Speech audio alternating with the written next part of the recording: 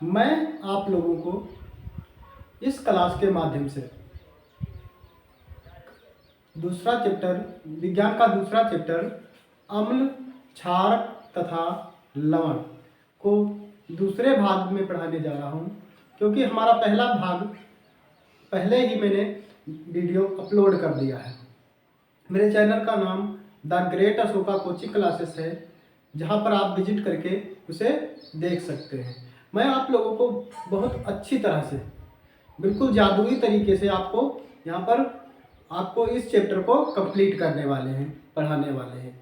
ठीक है, इसलिए आप सभी लोग हमारे इस वीडियो में बने रहिए और ज़्यादा से ज़्यादा देखिएगा। ठीक है, तो अब शुरू करेंगे हम मेरे बच्चों। सबसे पहले शुरू करते हैं। मैंने पिछले वीडियो में आधा चैप्टर फाइनल कर दिया था, आधा चैप्टर मैंने पढ़ा दिया था। अब दूसरे वीडियो में मैं आपको यहाँ से मतलब लवण से शुरू करता हूँ। ठीक है, तो सबसे पहले आपको हम लवण पढ़ाएंगे।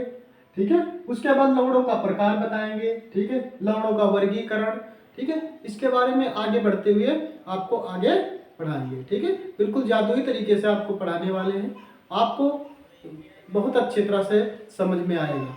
मैं आशा करता हूं कि आप हमारे वीडियो को काफ़ी ज़्यादा प्यार देंगे। ठीक है बच्चों, अब शुरू करते हैं। पहले लिखा है लवण। लवण होते क्या हैं? सर्वप्रथम लवण क्या होते हैं, इन्हें हमें समझना है। तो लवण, ठीक है, तो लवण क्या होता है? किसी अम्ल अथवा क्षारक, किसी अम्ल अथवा क्षारक के बीच उदासीनीकरण अभिक्रिया द्वारा प्राप्त मुख्य उत्पाद को ही लवण कहते हैं। अर्थात यहाँ पर लिखा गया है, यहाँ पर डिफिनेशन कुछ अलग प्रकार से लिखी गई, जिसे हम पढ़ लेते हैं। लिखा किसी अम्ल अथवा क्षारक की उदासीनीकरण अभिक्रिया से प्राप्त आयनिक ठोस को लवण कहते हैं। यहाँ पर कहा गया है कि अम्ल तथा क्षारक के बीच उदासीनीकरण अभिक्रिया द्वारा प्राप्त मुख्य उत्पाद लवण कहलाता है। आयनिक ठोस क्या कहलाता है? लवण कहलाता है। समझ में आया इतना? तो आपको डिफिनेशन बिल्कुल अच्छी तरह से क्लियर है कि अम्ल तथा क्षारक के बीच उदासीनीकरण अभिक्रिया द्वारा प्राप्त आयनिक ठोस को ही हम क्या कहते हैं? लवण कहते हैं।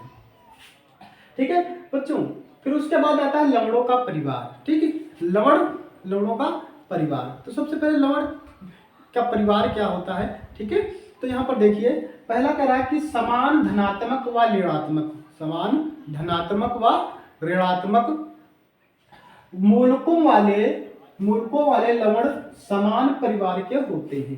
क्या होता है बच्चों? जो समान धनात्मक या ऋणात्मक मूलक वाले पदार्थ लवण परिवार के होते हैं। जैसे कि यहाँ पर उदाहरण भी बताया मैंने कि NaCl ये क्या है? अम्ल है।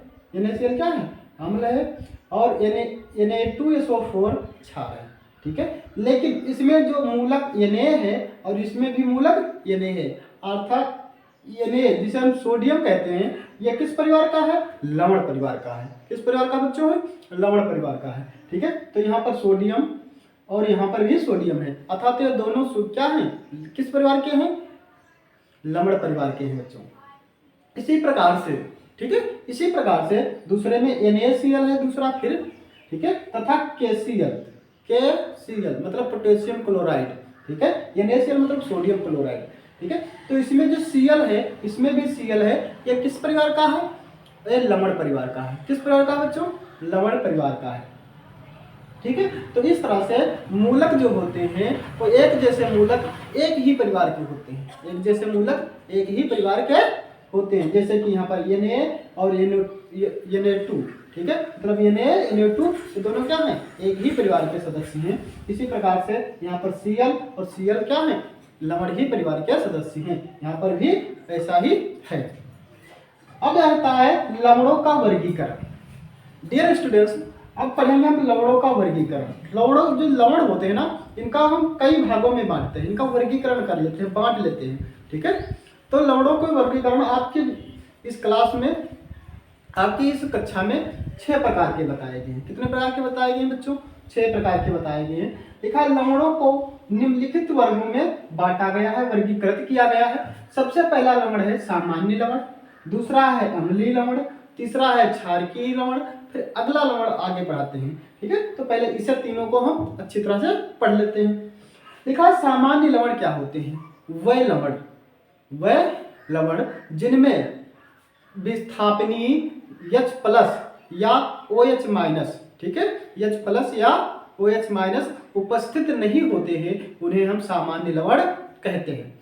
देखो यहाँ पर लिखा है इन लवणों में विस्थापनीय H+ या OH- नहीं होते हैं, उन्हें हम सामान्य लवण कहते हैं। उदाहरण के लिए जैसे NaCl कैसा है?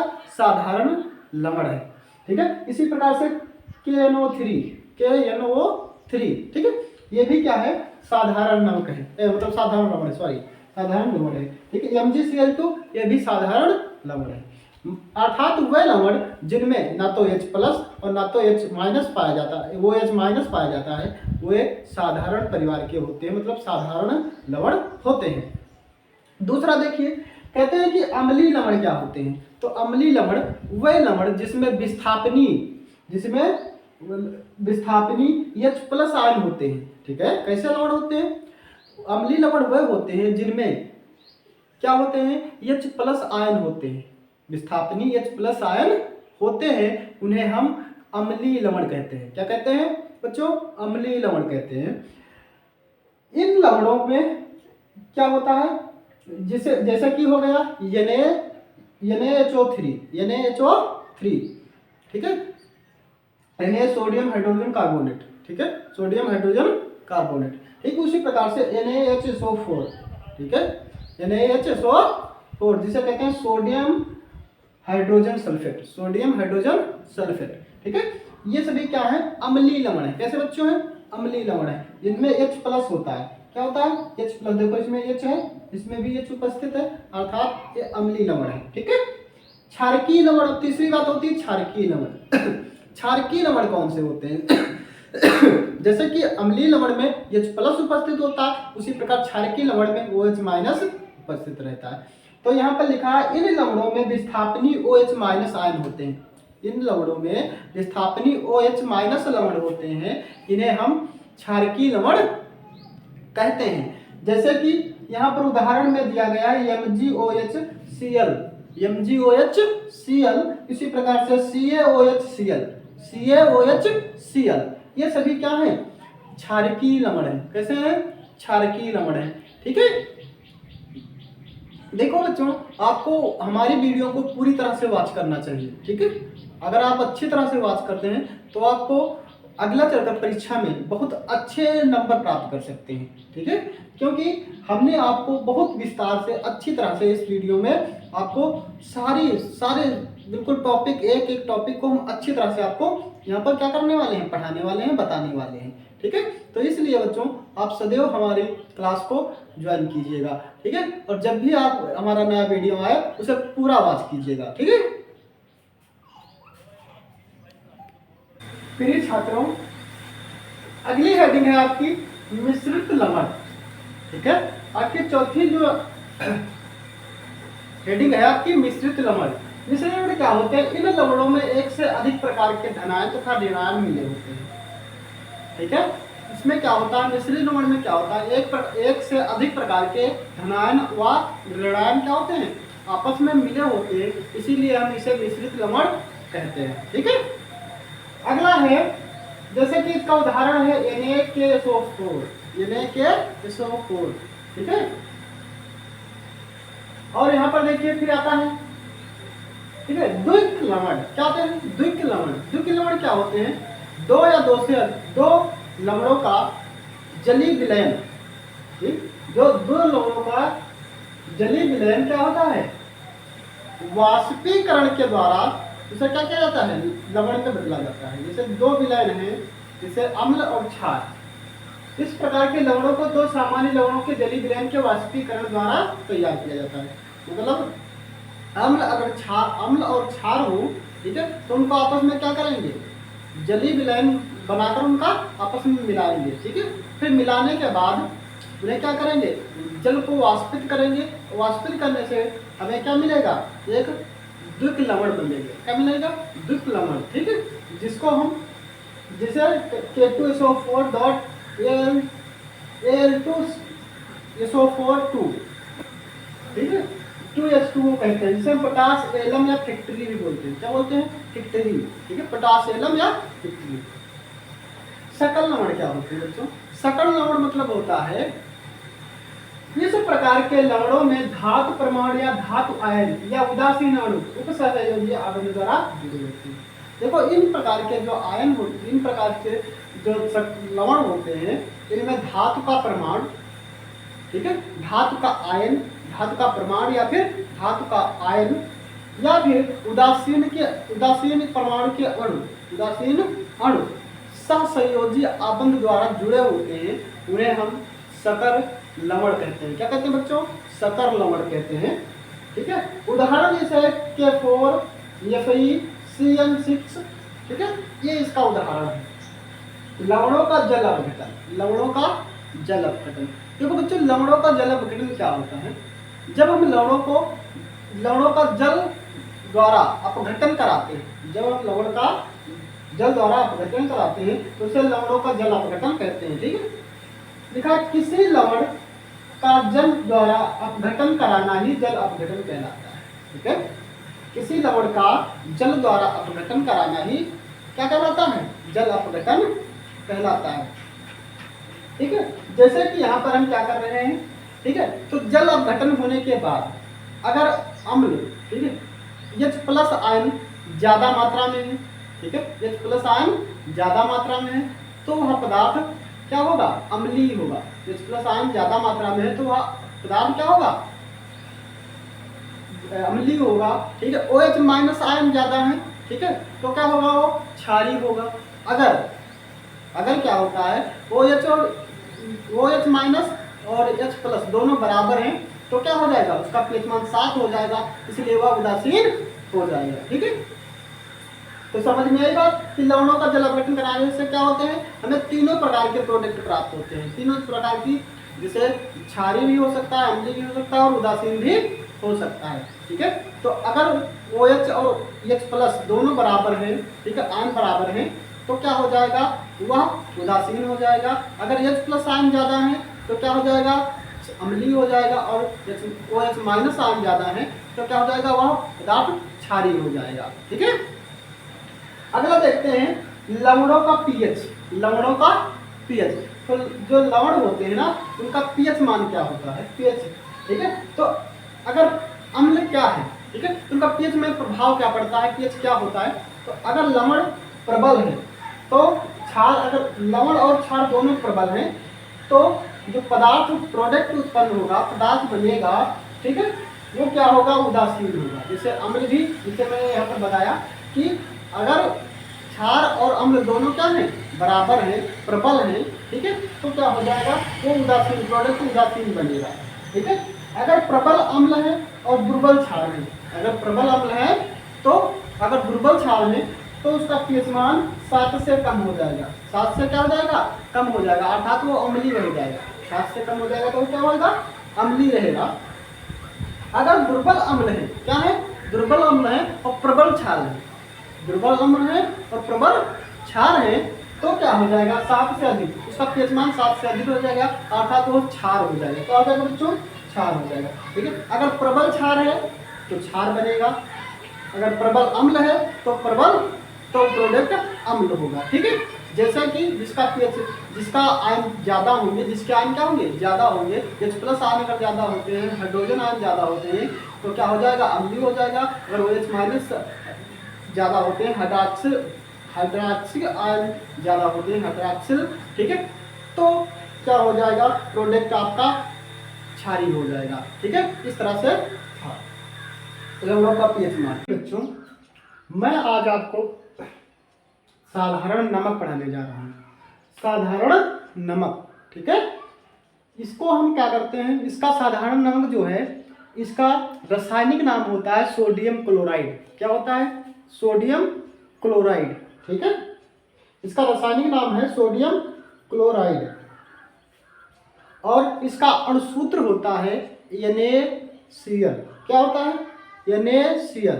इसका साधारण नाम है, ठीक है, साधारण नमक, ठीक है। इसका रासायनिक नाम है सोडियम क्लोराइड और इसकी निर्माण विधि क्या है? इसकी निर्माण विधि बच्चों है साधारण नमक हाइड्रोक्लोरिक अम्ल, जिसे हम HCl अम्ल बोलते हैं, हाइड्रोक्लोरिक अम्ल, HCl अम्ल तथा सोडियम हाइड्रोक्साइड, जिसे हम NaOH कहते हैं। क्या कहते हैं? NaOH विलयन के संयोग से इसका निर्माण होता है। मतलब हाइड्रोक्लोरिक अम्ल और NaOH, ठीक है, NaOH सोडियम हाइड्रोक्साइड के मिश्रण से किसका निर्माण होता है? नमक का निर्माण होता है, जिसे हम कहते हैं सोडियम क्लोराइड। क्या बोलते हैं बच्चों? Sodium chloride. ठीक है, तो सोडियम क्लोराइड की अगर निर्माण विधि आपको पूछी जाए या फिर कैसे बनता है, ठीक है, कैसे बनाएंगे, ठीक है, तो कैसे बनाएंगे बच्चों? क्या करना है आपको? HCl मतलब हाइड्रोक्लोरिक अम्ल के साथ सोडियम हाइड्रोक्साइड विलयन को मिलाने से हमें क्या होता है? सोडियम क्लोराइड प्राप्त होता है। ठीक है, सोडियम क्लोराइड प्राप्त होता है। इसका उपयोग हम खाने में भी करते हैं। इसका प्रयोग हम खाने में करते हैं। यह खाने के लिए जो नमक होता है वो समुद्रों से प्राप्त होता है। कहाँ से? समुद्रों से। सही, तो समुद्र जो होते हैं वहां पर नमक क्या होता है? नमक निकलता है। ठीक है, जल से उसे क्या किया जाता है? निकाला जाता है। ठीक है, जब इसे निकाला जाता है तो इसमें बहुत सारी अशुद्धियां मिली रहती हैं। क्या मिली रहती हैं? अशुद्धियां मिली रहती हैं, जिन्हें निकालकर अलग पृथक करके हम इस नमक को प्राप्त करते हैं, जो हम आजकल सब लोग क्या करते हैं? भोजन में मिलाकर खाते हैं। ठीक है, इसका निर्माण, ठीक है, और इसका निर्माण खनन द्वारा भी किया जाता है। मतलब ये खनन द्वारा भी निकलता है, मतलब जो धरती है उसकी खुदाई से इसका निर्माण होता है। ठीक है, ये नमक धरती में आता कहाँ से है? तो इसका क्या है? ये करोड़ों साल पहले क्या होता है? समुद्र का नमक, जो समुद्र का जल होता है वो सूख कर एक क्या बन जाता है? बहुत जगहों पर ऐसा होता है कि समुद्र कहीं कहीं बहुत से स्थान होते हैं जहाँ पर समुद्र सूख जाता है और वहां से क्या होता है? वो जो पानी होता है वो वहां पर दबा रह जाता है। पानी क्या रह जाता है? दबा रह जाता है, और वो काहे में बदल जाता है? नमक में बदल जाता है। और इस तरह नमक में बदलने के बाद उसे करोड़ों साल बाद आजकल उसे खुदाई किया जाता है, और खुदाई करने से नमक निकलता है। वह नमक कैसा होता है? वो शुद्ध नहीं होता है। ठीक है, वो शुद्ध नहीं होता है, वो क्या होता है? थोड़ा पीला सा दिखाई देता है। इसलिए उसे हम क्या करते हैं? मशीनों के द्वारा, ठीक है, उसे क्या करते हैं? शुद्ध करते हैं और फिर मार्केट में उसे बेचने के लिए आता है। ठीक है, तो वही नमक है, सेम नमक है, साधारण नमक, जिसे हम NaCl बोलते हैं। क्या बोलते हैं बच्चों? NaCl, जिसे रासायनिक नाम होता है सोडियम क्लोराइड। क्या होता है? Sodium chloride. ठीक है, अब इसे हम खनन द्वारा भी प्राप्त कर सकते हैं। किसके द्वारा? खनन द्वारा। ठीक है, और झीलों के द्वारा भी निकाला जाता है। ठीक है, और देखिए अगला, इसके उपयोग क्या है? उपयोग से पहले हम देख लेते हैं कि इसकी निर्माण विधि क्या है। ठीक है, तो हमने एक इसके लिए क्या किया है? समीकरण लिखा है। ठीक है, तो HCl प्लस NaOH को क्या करते हैं? HCl प्लस NaOH के जलीय विलयन को हम आपस में क्या करते हैं? मिलाते हैं, तो हमें क्या मिलता है? NaCl, जिसको हम लवण बोलते हैं, और प्लस H2O का निर्माण होता है। मतलब यहाँ पर सीधा सा है कि जब हम क्षार और अम्ल को, देखो ये क्षार है और ये अम्ल है। देखो बच्चों क्या है? ये अम्ल है और ये क्षार है। ठीक है, जब अम्ल और क्षार को मिलाया जाता है, ठीक है, तो क्या बनता है? लवण बनता है। मैंने आपको आगे ही पीछे पढ़ा चुका हूं कि जब अम्ल और क्षार को मिलाने से लवण और जल का निर्माण होता है। ठीक है, अम्ल और क्षार को मिलाने से जल और लवण का निर्माण होता है। ठीक है, इसी प्रकार से यहाँ पर HCl अम्ल है और NaOH क्षार है, जिसको मिलाने से हमें लवण प्राप्त हुआ है, जिसे साधारण नमक कहते हैं, और जल का भी निर्माण हुआ है। अब देखते हैं उपयोग इसके क्या है? उपयोग हम इसको कहाँ करते हैं? ठीक है, तो उपयोग करना है इसे। ठीक है, तो इसे हम खाने के रूप में प्रयोग करते हैं। काहे के रूप में प्रयोग करते हैं? खाने के रूप में इसका हम प्रयोग करते हैं। खाने के अतिरिक्त इसको हम बेकिंग सोडा, धावन सोडा, व्यंजक चूर्ण आदि के निर्माण में भी करते हैं। ठीक है, खाने के अतिरिक्त हम इसका प्रयोग कहाँ पर करते हैं? धावन सोडा, बेकिंग सोडा, व्यंजक चूर्ण आदि के निर्माण के लिए इसका प्रयोग हम करते हैं। ठीक है। दूसरी बात है, इसका उपयोग हम सोडियम धातु तथा Cl2 जैसे क्लोरीन गैस, ठीक है, सोडियम धातु तथा क्लोरीन गैस के निर्माण में भी इसका प्रयोग करते हैं। सोडियम धातु तथा क्लोरीन निर्माण में भी इसका प्रयोग जली विलयन के रूप में, अपघटन के रूप में इसका प्रयोग करते हैं। जली विलयन का अपघटन करने के लिए इसका प्रयोग करते हैं। जिन देशों में हिमपात ज्यादा होता है, मतलब जिन देशों में बर्फ ज्यादा गिरती है, जैसे रसिया जैसे देश, ठीक है, यहाँ पर बर्फ ज्यादा गिरती है, वहां पर क्या करते हैं, इस नमक के घोल का छिड़काव करते हैं, नमक का घोल का छिड़काव करते हैं, जिससे क्या होता है, वो उसका हिमांक जो होता है नीचे आ जाता है, ठीक है, जो बर्फ का हिमांक होता है नीचे आ जाता है और बर्फ पिघलने लगती है, जिससे क्या होता है, रोड साफ हो जाती हैं, गलियां साफ हो जाती हैं, और अगर कहीं मकान या फिर कहीं कारों पर बड़ा होता है, उसे भी उस पर छिड़क कर नमक का छिड़काव करके हम उसे क्या करते हैं, साफ कर देते हैं, ठीक है। अगला देखते हैं, जब शरीर में अधिक पसीना आता है, जब शरीर में क्या आता है, अधिक पसीना, ज्यादा पसीना आता है, तो क्या होता है, शरीर की मांसपेशियों में ऐंठन होने लगती है। क्या होने लगती है बच्चों, ऐंठन होने लगती है, जिससे पानी के साथ सोडियम क्लोराइड की कमी को पूरी करने के लिए हम इसे क्या करते हैं, इसका प्रयोग करते हैं, ठीक है। सोडियम क्लोराइड की पूरा करने के लिए हम इसका प्रयोग करते हैं, ठीक है। तो देखते हैं, आप कभी कभी शरबत वरबत पीते हैं ना गर्मियों के दिनों में, तो कहते हैं थोड़ा नमक डाल दीजिएगा, ठीक है, जिससे क्या होता है, हमारा जो शरीर का जो पसीना निकला होता है, उससे थोड़ा क्या होता है, हमें थोड़ा मतलब ज़्यादा ऐसा फील होता है कि जैसे कि हमारा जो थोड़ा हमारी जो क्षमता है थोड़ी कम हो गई, जिससे क्या होता है, नमक को मिलाने से हमें वो क्षमता पूर्ण हो जाती है, ठीक है। इस तरह से है इसके उपयोग। और साधारण नमक को आपने जानता है, आप सब लोग जानते ही हो, तो आपके घर में प्रयोग होता है, ठीक है। तो आप सब लोग साधारण नमक का रासायनिक नाम याद कर लेना है, ठीक है। इसका अणुसूत्र क्या होता है, अणुसूत्र NaOH होता है, और साथ में इसका निर्माण विधि क्या होती है, ठीक है। तो निर्माण विधि क्या होती है, हाइड्रोक्लोरिक अम्ल और तथा NaOH मतलब सोडियम हाइड्रोक्साइड के मिलाने से, ठीक है, क्या होता है, लवण का निर्माण होता है, जिसे हम सोडियम क्लोराइड बोलते हैं, और उसी को हम साधारण नमक। अगला टॉपिक है कास्टिक सोडा, जिसको हम रासायनिक नाम सोडियम हाइड्रोक्साइड और सामान्य नाम कास्टिक सोडा कहते हैं, ठीक है। इसका रासायनिक नाम है सोडियम हाइड्रोक्साइड और सामान्य नाम कास्टिक सोडा है। इसका अणुसूत्र NaOH है, ठीक है, अणुसूत्र क्या है, NaOH, ठीक है। अगला देखते हैं, इसका व्यवहार 40 है, जो कि हम अगले वीडियो में बताएंगे बनाने के लिए कैसे बनाया जाता है, अणुसूत्र कैसे निकाला जाता है, ठीक है। निर्माण विधि है सोडियम क्लोराइड, जिसको हम क्या कहते हैं, साधारण नमक भी कहते हैं। सोडियम क्लोराइड का जलीय विलयन में क्या करते हैं, क्लोरीन गैस प्रोवाइड करते हैं।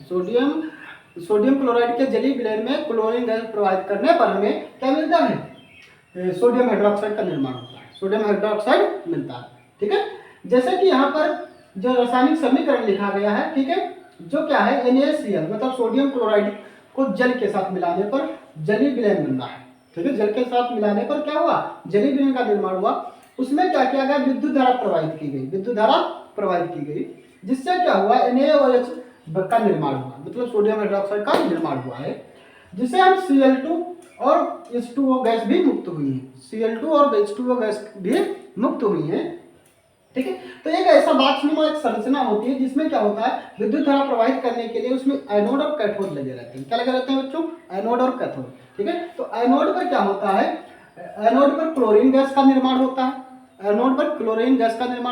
और कैथोड पर हाइड्रोजन गैस का निर्माण होता है, साथ में हाइड्रोक्साइड का भी निर्माण होता है, ठीक है, सोडियम हाइड्रोक्साइड का भी निर्माण होता है, ठीक है।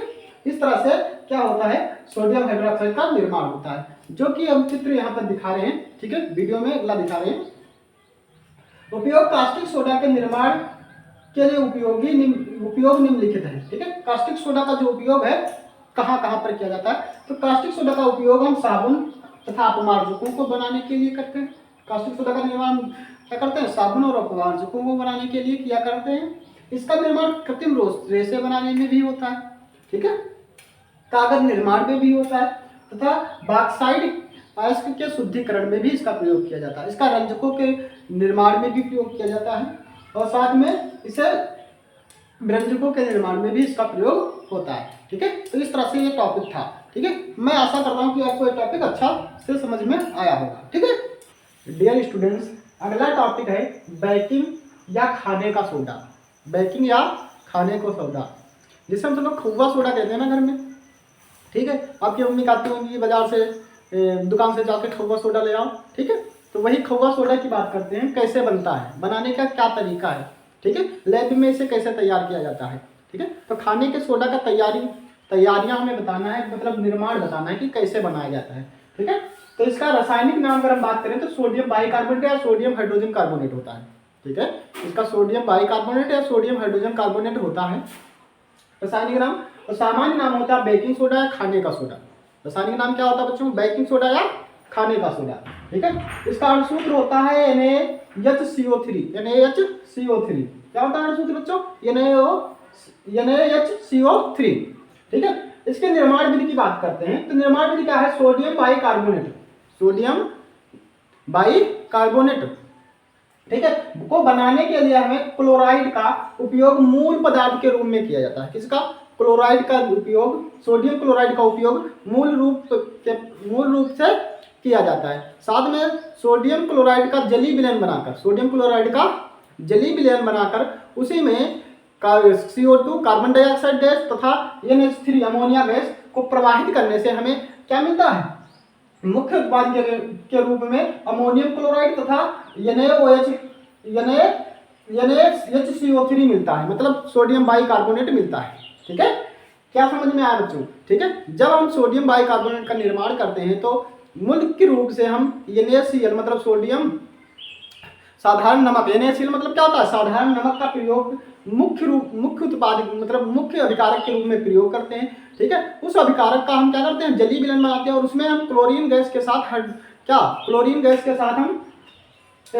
क्लोरीन नहीं, कार्बन डाइऑक्साइड गैस के साथ हम अमोनिया गैस प्रवाहित करते हैं। ठीक है, कार्बन डाइऑक्साइड गैस के साथ अमोनिया गैस प्रवाहित करते हैं, जिससे क्या होता है? हमें अमोनियम क्लोराइड साथ में क्या मिलता है?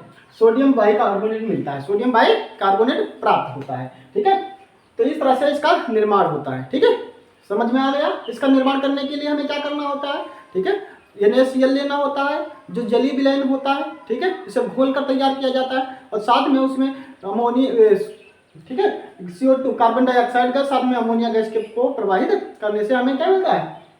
मुख्य उत्पाद के रूप में हमें सोडियम बाइकार्बोनेट प्राप्त हो जाता है।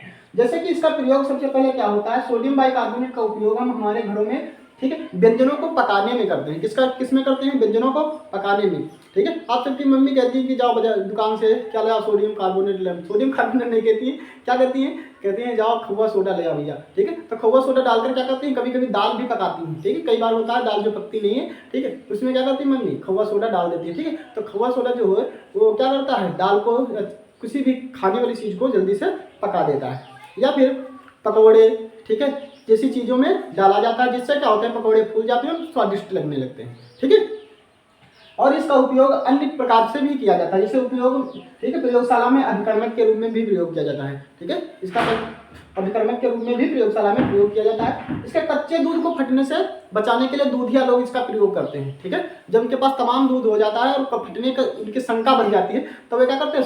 इसको डाल देते हैं, मतलब खौवे सोडे को क्या करते हैं? डाल देते हैं, मतलब बेकिंग सोडा को डाल देते हैं और इस तरह से कच्चा दूध लंबे समय तक नहीं फटता। ठीक है, अगला देखिए चर्म रोग, ठीक है, निदान। ठीक है, ये चर्म रोग निदान में भी इसका प्रयोग होता है। जैसे बहुत सी बीमारियां होती हैं जो त्वचा रोग हो जाते हैं, उनको निदान करने में भी इसका प्रयोग किया जाता है। ठीक है, कई बार इसका प्रयोग होता है। ठीक है, इस तरह से वीडियो, ठीक है, ये टॉपिक आपका समाप्त होता है। अगला टॉपिक डियर स्टूडेंट्स, अगला टॉपिक है धावन सोडा।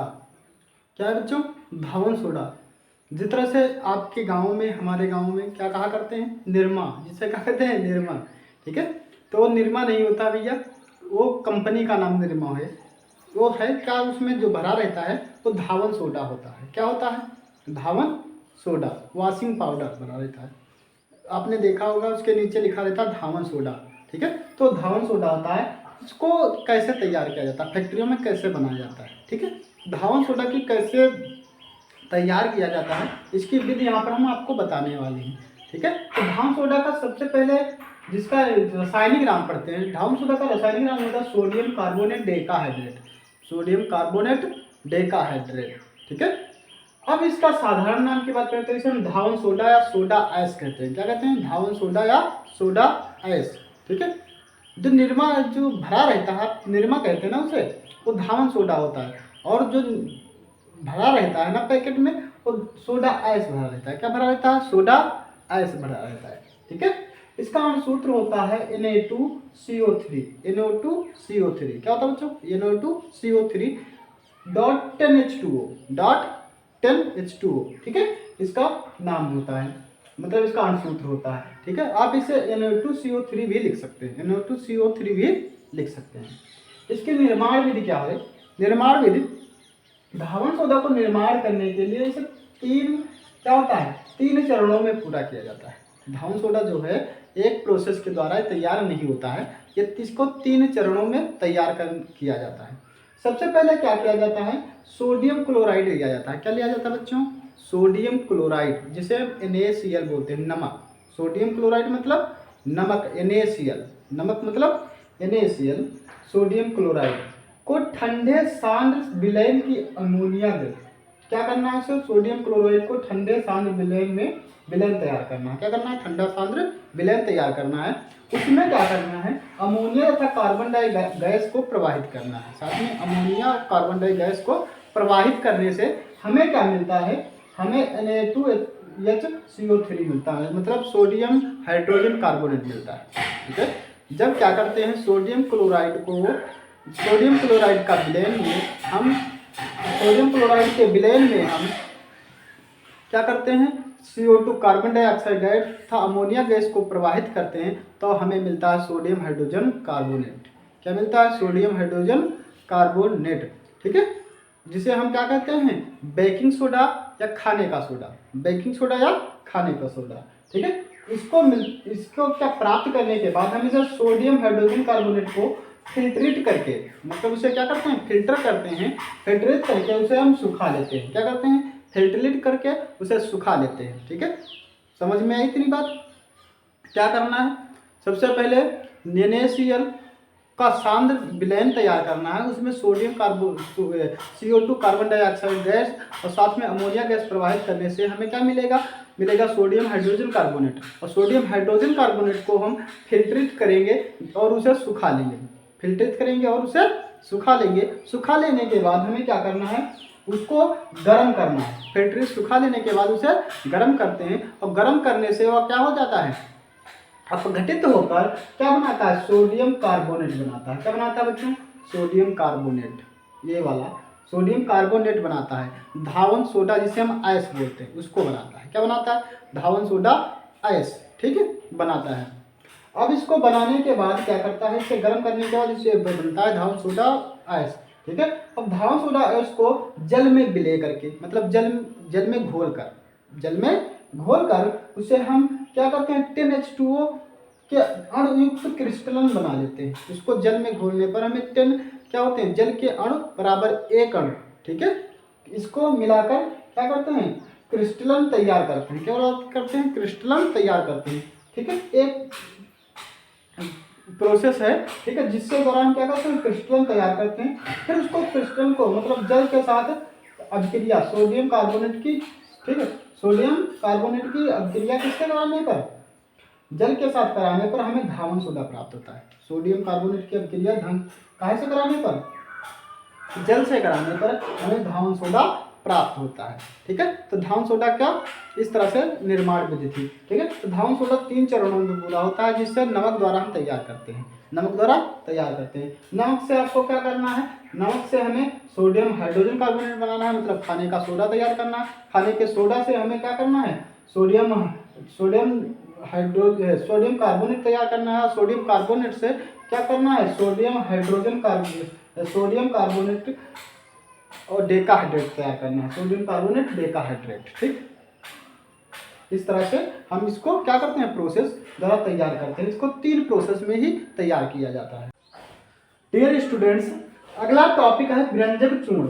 ठीक है। तो व्यंजक चूर्ण का रासायनिक नाम क्या है? तो व्यंजक चूर्ण का रासायनिक नाम अगर बात करें तो इसका नाम है calcium chlorohypochloride. Calcium chloro hypochloride.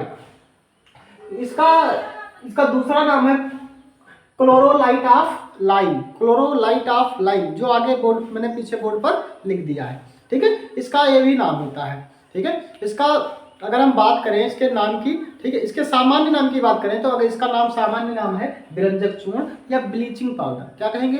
विरंजक चूर्ण या ब्लीचिंग पाउडर, ठीक है।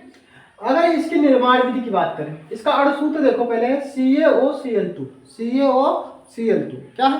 CaOCl2, ठीक है। निर्माण विधि क्या होती है? विरंजक चूर्ण का निर्माण, विरंजक चूर्ण का निर्माण करने के लिए हमें कैल्शियम हाइड्रोक्साइड मतलब शुष्क बुझा हुआ चूना, कैल्शियम हाइड्रोक्साइड मतलब शुष्क बुझा हुए चूने पर क्या करना पड़ता है? क्लोरीन गैस प्रवाहित करने से इसका निर्माण होता है। शुष्क बुझे हुए चूने पर क्लोरीन गैस प्रवाहित करने से इसका निर्माण होता है, ठीक है। तो विरंजक चूर्ण समझ में आया। इसका निर्माण विधि क्या है? शुष्क बुझे हुए चूने पर क्लोरीन गैस प्रवाहित करने पर इसका निर्माण होता है, ठीक है। समझ में आया? शुष्क बुझे हुए चूने पर क्लोरीन गैस प्रवाहित करने पर क्या होता है? इसका निर्माण होता है। जो यहाँ पर हम क्या कर रहे हैं? समीकरण में दिखा रहे हैं। क्या है में दिखा रहे हैं बच्चों? समीकरण में देखिए CaOH का whole twice plus Cl2, CaOH का होल ट्वाइस जिसको हम कहते हैं कैल्शियम हाइड्रोक्साइड। क्या कहते हैं बच्चों? कैल्शियम हाइड्रोक्साइड, ठीक है। और Cl2 गैस प्रवाहित करने पर मतलब शुष्क बुझे हुए चूने, इसे कैल्शियम हाइड्रोक्साइड को शुष्क बुझा हुआ चूना कहते हैं, ठीक है। तो शुष्क बुझे हुए चूने पर क्लोरीन गैस प्रवाहित करने से हमें क्या मिला है? CaOCl2 कैल्शियम ऑक्साइड क्लोराइड, ठीक है। ये मतलब विरंजक चूर्ण क्या मिला है? कैल्शियम क्लोरो हाइपोक्लोराइड, ठीक है, जिसे हम कैल्शियम क्लोरो हाइपोक्लोराइड कह सकते हैं, ठीक है, मिला है। जिससे और साथ में उत्पाद में जल भी बना है। क्या बना है बच्चों? जल का निर्माण हुआ है, ठीक है। तो इस तरह से इसकी निर्माण विधि है, ठीक है। निर्माण विधि क्या है? विरंजक चूर्ण के निर्माण के लिए हमें, ठीक है, शुष्क बुझे हुए चूने पर क्लोरीन गैस प्रवाहित करते हैं, तब हमें क्या मिलता है? शुष्क विरंजक चूर्ण का निर्माण होता है, ठीक है। तो विरंजक चूर्ण का निर्माण समझ गए, ठीक है। क्या करना है आपको? समीकरण बना लेना है। समीकरण है CaOH का whole twice plus Cl2 arrow क्या करना? CaOCl2 प्लस H2O का निर्माण, ठीक है। इस तरह से इसका क्या होता है? समीकरण होगा, ठीक है। तो समीकरण अच्छी तरह से ध्यान रखिएगा। और जब आप परीक्षा में इसका निर्माण की विधि कई बार पूछी जाती है, बहुत बार पूछी गई है, ठीक है। इसका भौतिक गुण क्या होता है? विरंजक चूर्ण का भौतिक गुण या हल्के पीले रंग का होता है। कैसा होता है बच्चों? हल्के पीले रंग का होता है। या जल में अल्प विलेय है। कैसा है? जल में बच्चों अल्प विलेय है, क्योंकि इसमें अशुद्धियां काफी ज्यादा मात्रा में होती हैं, इसलिए यह जल में पूर्ण तरह से विलय नहीं होता है। तीसरा है इसका जो विलयन होता है दूधिया होता है, मतलब दूध जैसा होता है, मतलब सफेद हो, थोड़ा सफेद होने के कारण, हल्का पीला होने के कारण यह जो इसका बनता है अगर जल में मिला जाता है तो यह दूधिया हो जाता है। कैसा हो जाता है? दूध जैसा हो जाता है। इसमें क्या होती है? क्लोरीन की गंध आती है। क्या आती है बच्चों? क्लोरीन की गंध आती है, ठीक है। समझ में आई इतनी बात? इसके भौतिक गुण हो गए। इसके क्या हो गए? ये भौतिक गुण है। सबसे पहले ये हल्के पीले रंग का होना, दूसरा जल में अल्प विलेय होना, तीसरा क्लोरीन की गंध आना, ठीक है, और चौथा है इसका जली विलयन दूधिया होना, ठीक है। ये इसके क्या है? भौतिक गुण है, ठीक है। समझ में आए भौतिक गुण क्या होते हैं? ठीक। अगला देखिए उपयोग। इसका उपयोग हम क्या करते हैं? कपड़े, कागज, लकड़ी आदि का रंग उड़ाने में इसका प्रयोग करते हैं। कपड़े, कागज, लकड़ी आदि का इसका रंग उड़ाने में इसका सबसे पहले उपयोग किया जाता है। अन्य इसके उपयोग भी हैं, जैसे कि कीटनाशक के रूप में। अगर कहीं कुआं, हमारे आसपास कुआं होते ना, कुआं में क्या होता है? इसे डाल दिया जाता है विरंजक चूर्ण को, सफेद सफेद चूना आता है, आप बच्चों सभी ने देखा शायद होगा, ठीक है। तो इसे जल में डालने पर इसमें से कीटनाशक क्या हो जाते हैं? खत्म हो जाते हैं, ठीक है। इसका जल में डालने पर कीटनाशक खत्म हो जाते हैं, ठीक है। तो कुओं में इसे डाला जाता है, ठीक है। तालाबों में भी इसे डाल दिया जाता है, ठीक है। इसका मतलब जल में डालने पर इसे जीवाणुनाशक के रूप में इसका प्रयोग होता है। दूसरा है ऑक्सीकारक के रूप में। किसका? आपसी कारक के रूप में, इसका निर्माण इसका आपसी कारक के रूप में भी इसका उपयोग करते हैं। जो ऊन होती है ना, ठंडकों में जब हम ऊन पहनते हैं, ऊन के कपड़े पहनते हैं ना, तो ऊन को सिकुड़ने से बचाने के लिए इसका प्रयोग करते हैं। काय का? विरंजक सूत्र का प्रयोग करते हैं। इससे क्या होती है, ऊन सिकुड़ती नहीं है। ठीक है, ये इसके क्या थे, इसके थे उपयोग। इसके उपयोग क्या थे? ये उपयोग थे जल कीटनाशक के रूप में। ठीक है, काहे के रूप में? कीटनाशक के रूप में, आपसी कारक के रूप में। ठीक है, और विरंजक के रूप में। ठीक है, इसका प्रयोग किया जाता है। समझ आया अपने बात? ठीक है, तो ये टॉपिक होता है समाप्त। ठीक है, तो इसकी निर्माण विधि, भौतिक गुण, उपयोग आपको अच्छी तरह से समझ। अगला देखते हैं धावन सोडा के भौतिक गुण। अब भैया धावन सोडा जो था उसके भौतिक गुण देखते हैं। तो धावन सोडा के भौतिक गुण निम्नलिखित हैं। यह सोडियम कार्बोनेट का सफेद क्रिस्टली ठोस होता है। यह क्या होता है? सफेद क्रिस्टली ठोस होता है। सोडियम कार्बोनेट जो होता है वो सफेद क्रिस्टली ठोस होता है, इसका भौतिक गुण है। ठीक है, यह जल में विलय होने पर पर्याप्त मात्रा में ऊष्मा उत्पन्न करता है। जब यह जल में मिला जाता है तो इसमें से कुछ ऊष्मा निकलती है। ऊष्मा मतलब हीटिंग निकलती है, गर्मी। ठीक है, निकलती है। फिर इससे क्या करते हैं, लिखा निर्जल सोडियम कार्बोनेट चूड़ित अवस्था में होता है, जिसे हम सोडा ऐश कहते हैं। जैसे कि जो निर्मा डिब्बे में भरा रहता है, पैकेट में भरा रहता है ना, वो क्या होता है, सोडा ऐश कहलाता है। मतलब उसमें कोई जल की उपस्थिति नहीं होती है, उसे सुखाया जाता है, तैयार किया जाता है। अगला देखिए इसके उपयोग। उपयोग इसका कहाँ कहाँ किया जाता है? तो उपयोग सबसे पहले इसे प्रयोगशाला में अभिकर्मक के रूप में करते हैं। प्रयोगशाला में अभिकर्मक के रूप में इसका प्रयोग होता है। दूसरा है कांच, कागज तथा बारेक्स उद्योग में।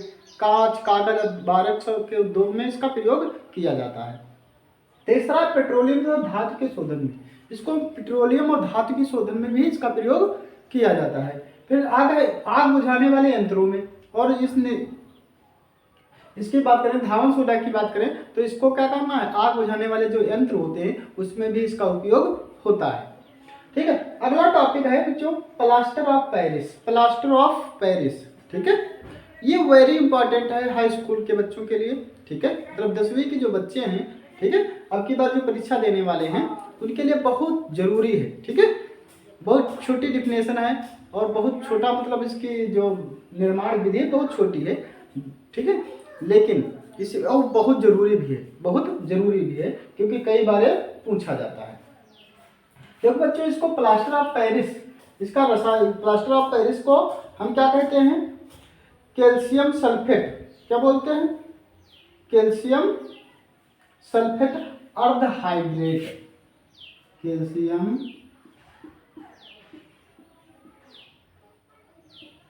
सल्फेट